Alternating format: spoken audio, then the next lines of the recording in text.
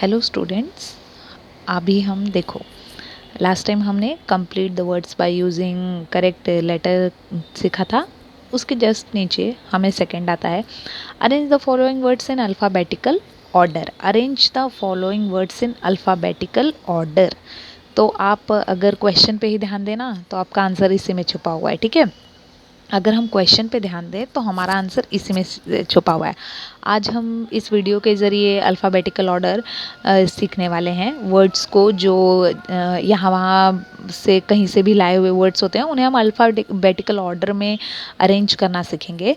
तो फिर अगर आप क्वेश्चन में ध्यान देते हो तो ही आपको आंसर मिल जाएगा। अल्फ़ाबेटिकल ऑर्डर, अल्फ़ाबेटिकल ऑर्डर का मतलब होता है ABCD। देखो जैसे हिंदी में क ख ग घ होता है तो क के बाद ख आता है, ख के बाद ग आता है। वैसे ही इंग्लिश में क्या होता है, हमारे इंग्लिश में ऐसा होता है कि यहाँ पर ए होता है। देखो ए लिखा होता है, ABCDE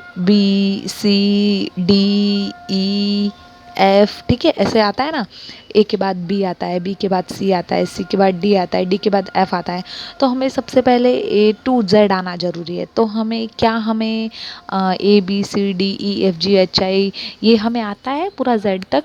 तो यस, हमारा आंसर है यस, हाँ हमें आता है, ठीक है। आपको पूरा A to Z आता है।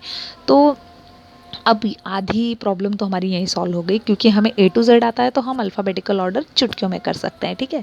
देखो अब क्वेश्चन में टोटल 4 वर्ड्स आते हैं, इससे ज़्यादा नहीं आएंगे। हाँ, टोटल 1 2 3 4 ऐसे 4 ही वर्ड्स आएंगे, इससे ज़्यादा नहीं आएंगे। तो यहाँ पर अभी हमें ये पूरे वर्ड में जो लिखा है ना, हमें इसका कोई काम नहीं है, ठीक है। हम लोगों को ये रेस्क्यू, पपी, मसोन, करेज, इन सब से कोई काम नहीं है। हमें क्या करना है, हमें सिर्फ ये जो वर्ड है ना, वर्ड, इसका पहला जो लेटर है ना, फर्स्ट लेटर, हमें सिर्फ यहाँ पे कॉन्सेंट्रेट करना है। समझ में आया? यहाँ पर R है, यहाँ पे P है, यहाँ पे M है और यहाँ पर C है, ठीक है। हमें हमारे पहले लेटर पर कॉन्सेंट्रेट करना है। उसके बाद में क्या लिखा है वो मैटर नहीं करता, उससे हमारा कोई लेना देना नहीं है। अब हमने देख लिया कि यहाँ पर फर्स्ट लेटर आ रहा है, यहाँ पे P है, यहाँ पे M है, यहाँ पे C है। तो मुझे देखना ये है कि मेरे अल्फ़ाबेटिकल जब मैं अल्फ़ाबेट पढ़ती हूँ तो उसमें इन चारों में से RPMC, ठीक है। यहाँ पर हम इसे कैटेगराइज कर लेते हैं, RPMC। अब ये RPMC में से फर्स्ट अल्फ़ाबेट में कौन सा वर्ड सबसे पहले आता है? तो हमारा अल्फ़ाबेट सबसे पहले आता है C, ठीक है। सबसे पहले इसमें C आता है, तो इसे हमने दे दिया नंबर 1। फिर हमारा यहाँ पर M2 पे आता है, ठीक है। तो हमने इसे C के बाद पूरे अल्फ़ाबेट में M आता है तो हमने उसे 2 दे दिया, ठीक है। फिर P आता है तो हमने P लिख दिया है ना, QPR, बराबर। तो उसके बाद R जो है वो लास्ट में आता है। ये हो गया, ये हमने अरेंज कर दिया। तो अभी यहाँ पर C से कौन सा लेटर है? करेज। तो फिर अभी मुझे ये तो समझ में आ गया कि पहले C आता है, फिर M आता है, फिर P आता है, फिर R आता है। लेकिन ये तो समझ में आ गया कि पहले ये, फिर ये, फिर ये, फिर ये। लेकिन अब मुझे इसे मेरे आंसर पेपर में कैसे लिखना है, एकदम इफ़ेक्टिव प्रेजेंटेशन कैसे देना है, ठीक है। तो ये इफ़ेक्टिव प्रेजेंटेशन देने के लिए मैं आपको बताती हूँ कि आप कैसे लिखने वाले हो। आप ऐसे लिखिए, फर्स्ट वन है आपका करेज, ठीक है। तो आपको लिखना है करेज। सेकेंड वन है M, मसोन, MSON। M से देखो, C से करेज, M मसोन, ठीक है। अब यहाँ थर्ड है हमारा P, पपी। फिर हमारा फोर्थ R, रेस्क्यू।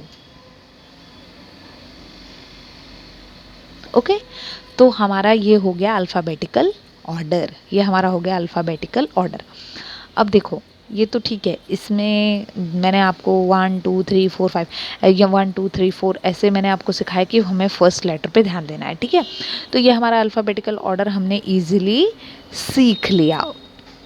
लेकिन कभी कभी जब आप 10th स्टैंडर्ड में होते हो, जब छोटी क्लास के बच्चे होते हैं तो उन्हें ये आता है। लेकिन जब हम 10th स्टैंडर्ड में जाते हैं या 9th में जाते हैं तो हमें ऐसा होता है कि यहाँ पर वॉर्म, विमेन, वेदर, विम्पर्ड, ठीक है, ऐसे वर्ड्स आए हुए हैं। तो इसमें क्या हो रहा है, इसमें ये हो रहा है कि देखो अभी मैंने आपको सिखाया कि मुझे फर्स्ट लेटर पे ध्यान देना है कि फर्स्ट लेटर क्या है।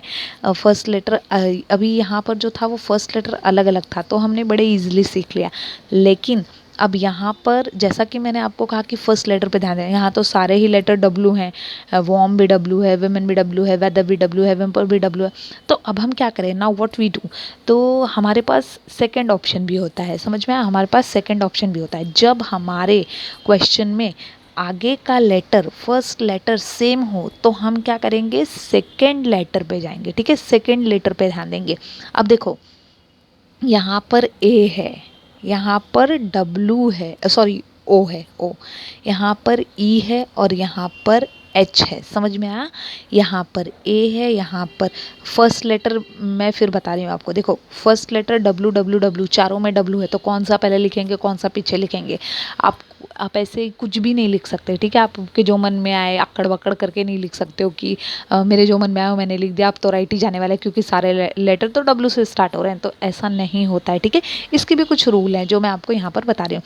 अगर फर्स्ट लेटर सेम है तो हम सेकेंड लेटर को देखेंगे, सेकेंड लेटर को माइंड करेंगे। सेकेंड लेटर यहाँ पर देखो चेंज है, बराबर, ये चार के चारों वर्ड्स में चेंज है। यहाँ पर ए है, यहाँ पर ओ है, यहाँ पर ई है, यहाँ पर एच है। तो अभी हम क्या करेंगे, अगेन हम इसको वापस कैटेगराइज कर लेंगे, ठीक है। पहले हम ए लिख लेते हैं, फिर हम ओ लिख लेते हैं, फिर हम ई लिख लेते हैं, फिर हम एच लिख लेते हैं, है ना। तो अभी हम लोग ध्यान देंगे कि हमारे अल्फ़ाबेट में ए बी सी डी में, ठीक है, सबसे पहले क्या आता है, ए आता है, तो हमने यहाँ पर नंबर 1 डाल लिया, ठीक है। फिर हमारे वहाँ पर क्या आता है, हमारे यहाँ पर आता है ई, तो हम यहाँ पर सेकेंड नंबर डालेंगे। फिर आता है एच, तो हम यहाँ पर थर्ड नंबर डालेंगे। और फिर आता है ओ, तो हम यहाँ पर ये डाल लेंगे, ठीक है। अभी हमने ए कहाँ से फाइंड आउट किया था, वॉर्म से 1 नंबर। ई कहाँ से फाइंड आउट किया था, वेदर से, यहाँ पर आया 2 नंबर। एच कहाँ से फाइंड आउट किया, थर्ड नंबर, विम्पर्ड, ठीक है। फोर हम यहाँ से वेमेन, ठीक है। तो ये हमारा हो गया अल्फ़ाबेटिकल ऑर्डर, तो हमने फाइंड आउट कर ही लिया है। अब हमें इसको आंसर में लिखना है। इफ़ेक्टिव प्रेजेंटेशन देने के लिए हम लिखेंगे आंसर, ठीक है।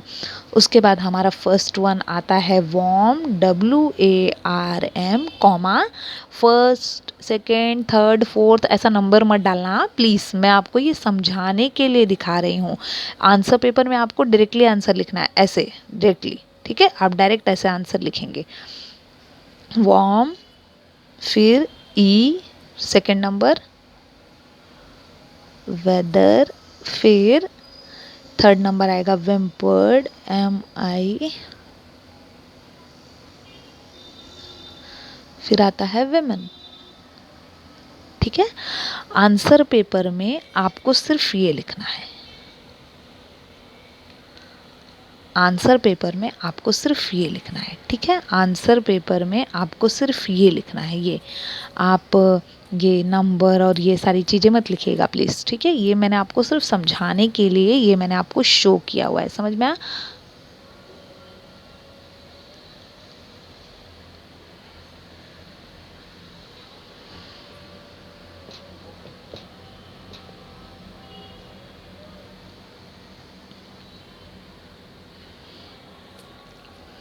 ये मैंने आपको सिर्फ यहाँ पर समझाने के लिए ये सारी चीज़ें की हैं, ठीक है। ये जो नंबर्स ये आप देख रहे हो ना, ये और ये ऊपर जो नंबर्स डाले हुए हैं ना, ये सिर्फ मैंने आपको समझाने के लिए किया हुआ है, ठीक है।